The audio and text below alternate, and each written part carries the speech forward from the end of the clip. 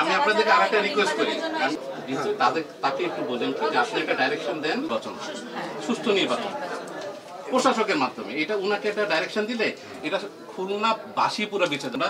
যতই এখানে মনে করেন কালকে নির্বাচন তফসিল ঘোষণা করি, এটা কন্ট্রোভার্সিয়াল হয়ে যাবে, বলবে যে না উনি তো এখানে, ওনারা তো ভালো চাই। আমরা চাই যে প্রতিষ্ঠান ভালোভাবে চলুক, যাতে প্রতিষ্ঠান চললে আমাদের দেশেরও উন্নয়ন, দেশের স্বার্থ, দেশেরও ভালো হচ্ছে, ভালোভাবে চলে, দোষর মুক্তভাবে যদি ভালোভাবে চলে, আমরা সেইভাবে প্রতিষ্ঠানকে চলতে দেখতে চাই।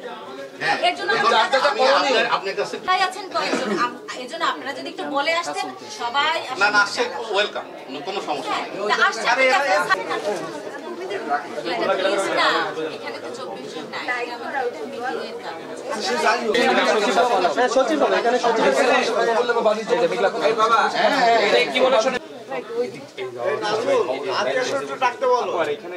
24 জন নাই, স্বইচ্ছায় ও ক্ষমতা হস্তান্তর।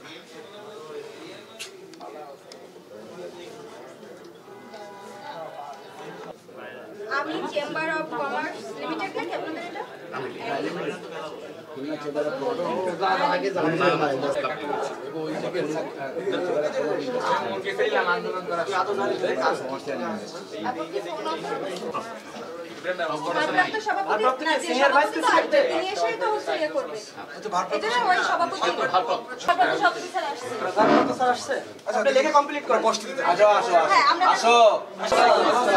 আমরা একটা কাজ করতে পারি কি বাবারা, আমরা আমাদের কনফারেন্স রুমে